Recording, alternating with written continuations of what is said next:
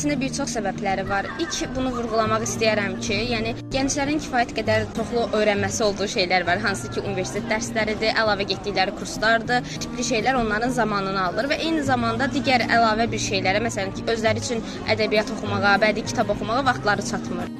Texnologiyanın təsiri deyərdim, çünki indiki zəmanədə gənclər daha çox smartfon, sosial media, TikTok, YouTube kimi sosial şəbəkələrdən istifadə eləyirlər. Bunlar da onların diqqətini daha çox cəlb edir. Onun üçün də kitab oxumurlar.